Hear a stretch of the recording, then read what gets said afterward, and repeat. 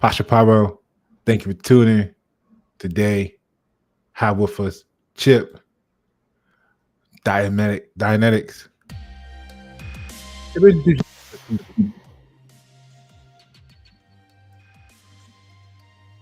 you hear me, Chip? I can now. Okay. Yes, Chip. We have with us Chip, Dianetics. Introduce yourself to people. Let them know a little bit about yourself and your background. Sure, absolutely. Hi, my name is Chip Taylor, and I volunteer as a representative internationally for the Dianetics Center. I introduce people to the concept of Dianetics, and I also sometimes introduce people to the concept of Scientology. Scientology is a religion in its infancy. It's 75 years old. However, it is the fastest growing religion in the world, and every Church of Scientology contains a Dianetics center. Um, Scientology was created by L. Ron Hubbard around 1951, 1952, and it came out of Dianetics, which is, you've probably heard of this, Dianetics, the Modern Science of Mental Health, which was originally published in 1950. And at that time, it was on the New York Times bestseller list for almost 2 years straight. So since then, it's sold 22 million copies all over the world and has been translated into many, many languages. So what I do is I like to introduce people to the concepts of Dianetics and Scientology and how people can use them to improve their lives. Awesome. Now, that's actually how we met. You had a group, and I'm the type that like to always learn stuff and continuously improve and stuff like that. And we met on from Meetup, and we had an exercise that was what I would say very well appreciated exercise. And in that, it started off with an elevator scene, right? Yeah. And what it talked about was what I'll define as personal space, right? So this is where I got the title for today's episode, Claustrophobia to Confidence. How your personal space defines your sexiest self, let's say, right? So true. All right. So with that, I'll let you introduce the elevator. Let's just start with the elevator first. We'll warm people up to the idea and the concept, and then we'll go into the deeper conversation where I want to take us. Fantastic. I'll be happy to do that. The idea is that in order to improve your communication and your comfort level in talking to people, I introduce the concept of space, not physical universe space, but your own concept of your own personal space. So here's the story. You walk into a building, you stand in front of the elevator door opens, and you walk in. Now, the elevator door closes, and you're the only one in the elevator. What happens? You're comfortable, you look around, you lean against the wall, the elevator's all yours. The entire space is yours. Now, that elevator goes to another floor, the door opens, and a stranger walks in. What changes? What changes? Suddenly, you're sharing that space, and so what you do is you shrink your own sense of personal space down in order to make space for that other person. But that other person didn't cause you to do that. You are the one who shrank your space down. Now, how does it feel when your space is smaller like that? It feels less comfortable. You feel less happy, less in control. Now, in life, that happens as well. You will find that if you are, or if your sense of personal safe space is small, for example, like if you're new at a job, or you're new in town, or you're in a place, you go to a church for the first time and you don't know anybody there. You almost have a cocoon around you. It's very uncomfortable. Your space is very small because it feels like the space belongs to other people. But that doesn't have to happen. It doesn't have to happen because you are actually in control of your own personal space. Have you ever been to a beach or a mountaintop and looked out over a huge vista? Can you think of how that feels? That is when your personal space is huge. It's very comfortable, you're very confident, and the fact is, it makes you interesting and communicative, and it brings your emotional level much higher, but simply because you have more space. So if you can take control of the size of space, you can, that works to overcome anxiety. It works to overcome discomfort. When you're, if you have to speak in front of a crowd, if you can increase your personal space before you start speaking, you will have a much easier time talking to them. If your personal space is small and you're talking to them, you're going to be like, oh, what am I doing? Oh, I'm so uncomfortable. Oh, I don't like this. I hope I don't mess up. But if you choose to make a big space, and then you start talking to them, you will find those anxieties either much to be much lower or not there at all. Now, I was a professional musical theater actor and a professional public speaker. I'm retired now, but I did shows for thousands of people, and I used to suffer from stage fright so badly. I mean, I got so nervous sometimes that I could barely speak. But once I got the idea of taking on the space of the stage and the theater and even larger, sometimes I'd take on a larger space than the theater. All of that went away. One day this happened and suddenly I was changed. And I have never experienced stage fright since then. How's that, Pasha? I think it's great because you bring up the word fright in your description there. You took them all the way through the exercise, which is awesome. And I recommend that you get with Chip offline, meet him on Meetup, and find out and participate with his next, so you can actually experience yourself. Because even the description doesn't know justice when there's other people around you and everybody's going through the experience, and even you go through it yourself. First of all, secondly, you speak of the stage fright, and it was a very optimal word there because the personal space is dealing with the fear, right?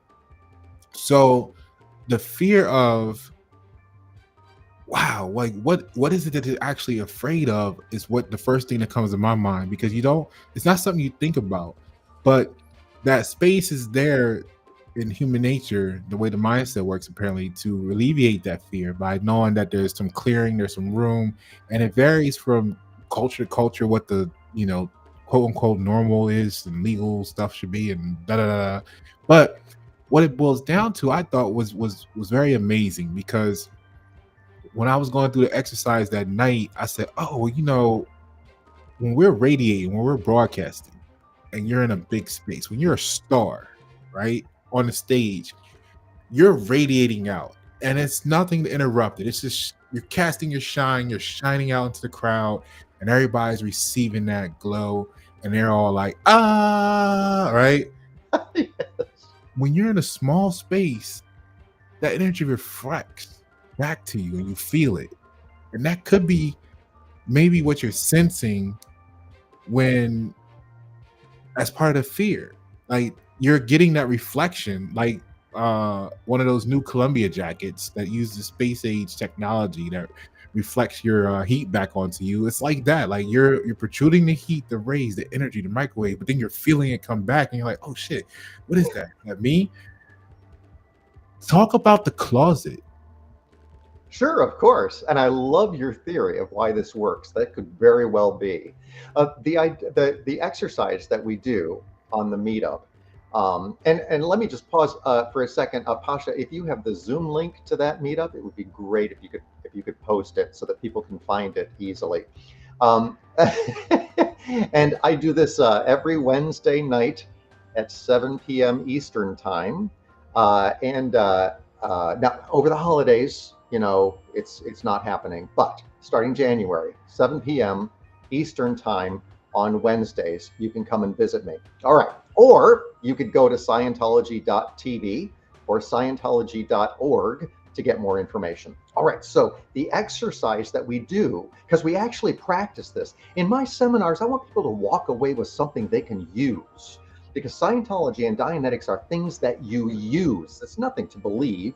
It's not anything there to. You don't believe things. What you do is you get tools to use to improve specific parts of your life. Now, the exercise that we do, and every single person in the meetup gets to do this exercise if they want to. All right, so we start by taking and making your space very, very small. You imagine yourself in a small, dark closet surrounded by clothes, and there's shoes on the floor, and it's dark and the door's closed, and it's packed with stuff. There's barely any room in there. And then I ask people with their space that small to introduce yourself to the group, like I'm about to do. My name is Chip Taylor, and I used to be, well, I'm retired. I used to be a musical theater actor, and yeah. And let's stop there, right? I don't Sure. want to give too much away, and I Okay. want to show up to have the experience. And what dawned on me in that moment is I have the opposite problem. And I just did a video or knowledge chat, whatever you want to call it, a week or so ago, talking about the distance from 5. So let's look at the average, like what is the meaning of meaning is what it was getting at. And when we got to it, it was like let's just call it average, right? So if a person's in the middle judging people, which is what we shouldn't be doing to begin with, but let's say they're judging people, they're looking down on the people who are in the 0 to what, shame, apathy, guilt ratios of consciousness, and they're always looking down.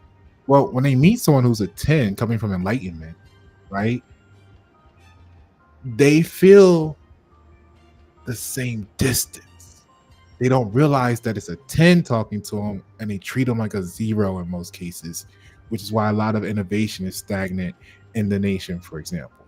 So if we apply this to business, right, it made me realize 2 things. My comparison in the past about what happens to me, or I know myself to know that I inadvertently put people in a microwave when they come around me, and they're getting cooked because the frequency is higher. And so then they flee. And then I used to wonder, why am I by myself? But it's because people are running from that radiation poison, right? To them, it's a radiation poison. And then 2, what it does is it makes the average person, they're realizing the 5, but they're not knowing the direction. So they're thinking that it's still, they're used to talking to people on the bottom, so they treat you the same, right? That is so interesting. Yeah. So thank you. So now take that, right? And when people have their businesses, I realize that most people are carrying themselves in closet business space. And in branding, we want to get them to be what I call omnipresent. Talk on that dynamic for a moment. I know I gave you an analogy there. How does that intertwine from your perspective with that? Oh my gosh. Let me tell you, this is a new concept, Pasha, that we didn't cover in the seminar at all. As I said, Scientology is made up of tools that you can use. And there is something that is so similar to what you just talked about. It's called the emotional tone scale. The emotional tone scale, as you said, down low contains apathy and fear. Up high on the tone scale, it contains enthusiasm, cheerfulness, strong interest. But these tones follow each other in a pattern. So a person going from high to low goes through certain emotions before they get to the hopelessness at the bottom. From enthusiasm, they get into conservatism. From conservatism, they get bored. From bored, they get angry. After angry, they get like what's called covertly hostile, where they're smiling at you, but they're stabbing you in the back. You know, Right. you're a good guy. I like you.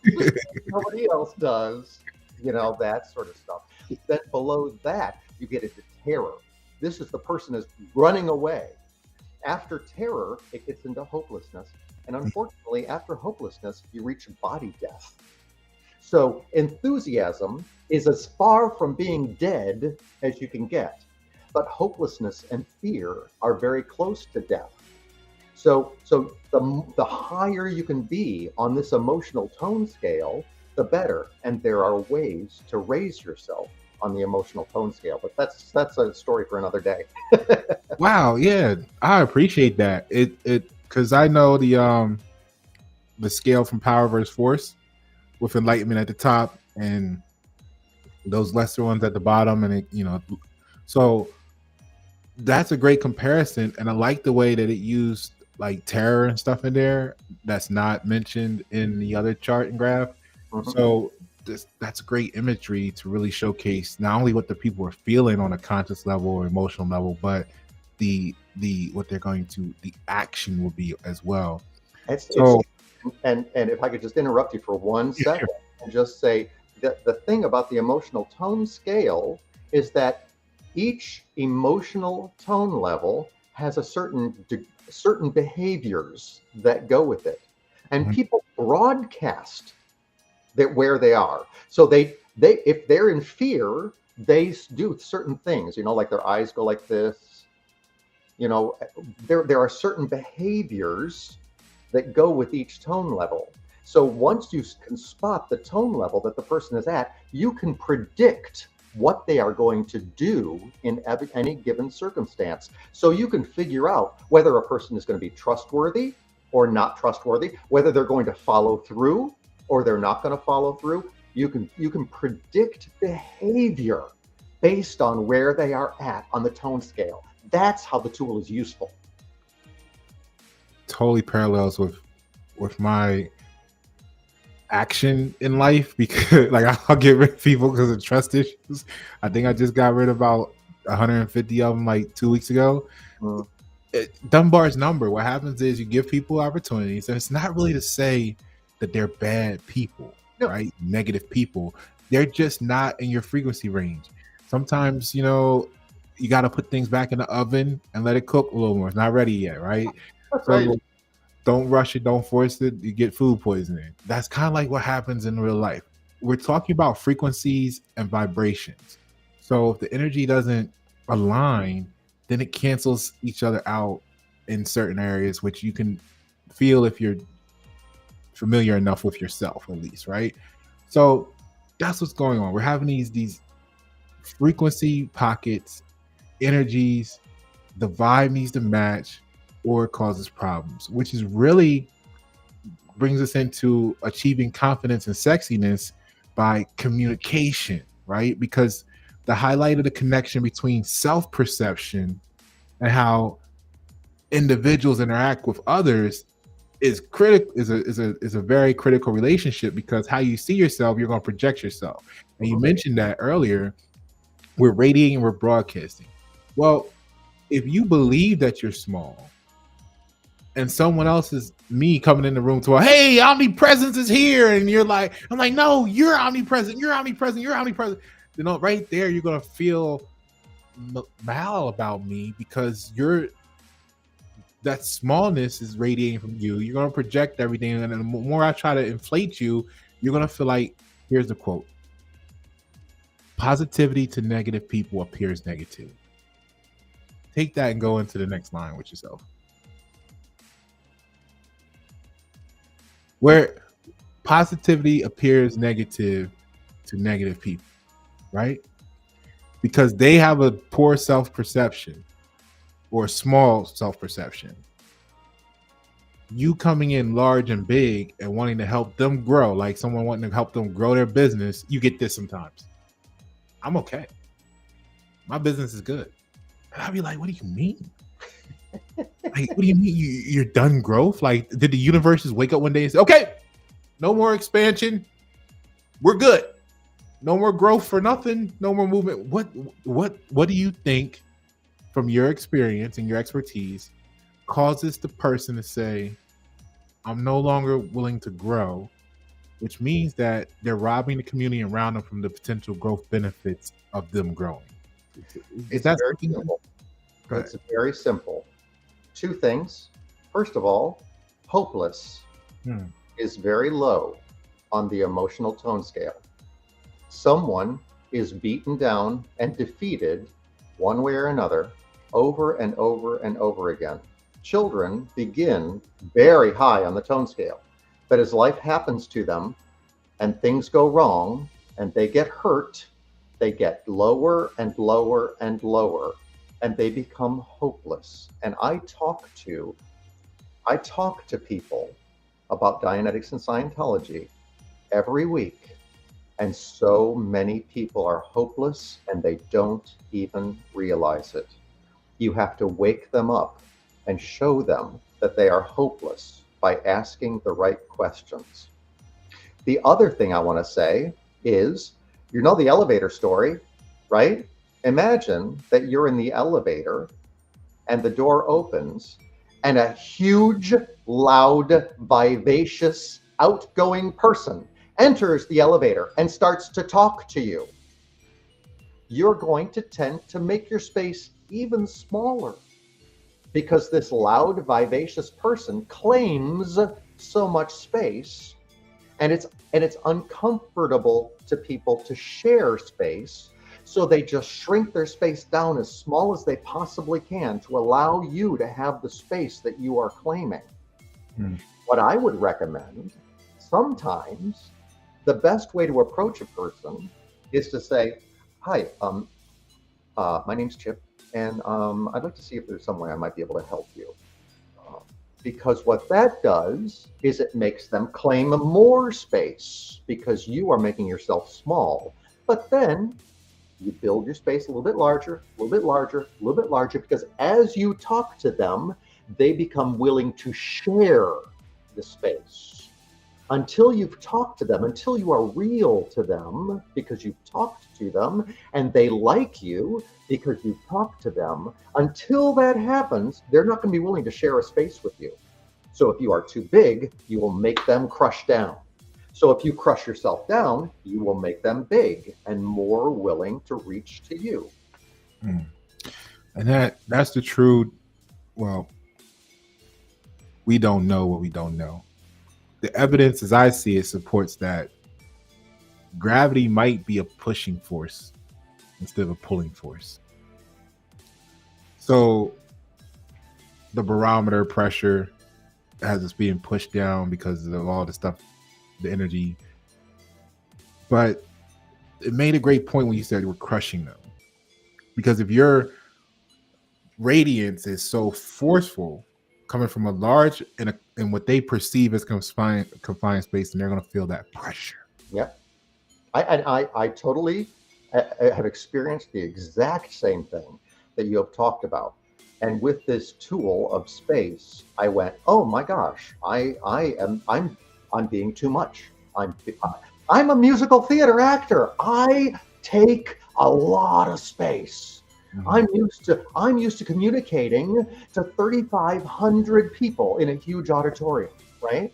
So Mhm. when I talk to people, sometimes I have to, because I can see it when they are like, whoa, this guy's low. I go, oh, and I shrink myself down a little bit and give them a chance to reach and have some space. Because like I said, Pasha, I run into exactly the same thing that you do.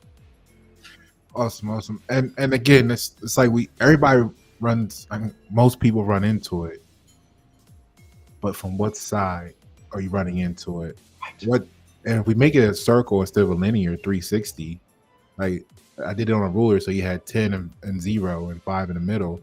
to show the visual. And I know we got to get out of here shortly. I appreciate your time. But if we make it a 360, it's a circle. You can come from all these different tangents. And then if we make it three-dimensional into a ball, it becomes infinite. Yeah. So really, I want people to understand space, the final frontier, right? because it really ties a lot home. Chip, I appreciate your time. Do you have any closing remarks? I totally do.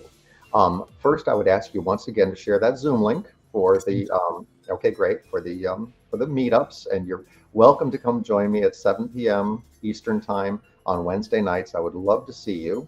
And you can get a lot more information by going to Scientology. That's SCIEN as in science, TOLOGY.org or .tv. And you can collect a whole lot more information on what I'm talking about. Yeah.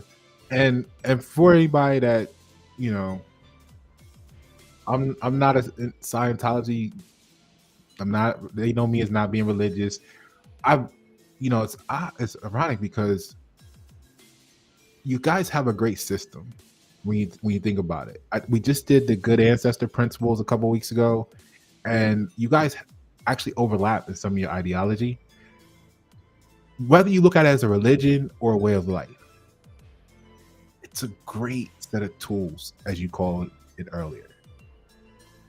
When you look at government and you look at large businesses building cultures, I see a parallel between what you guys are doing and saying and promoting.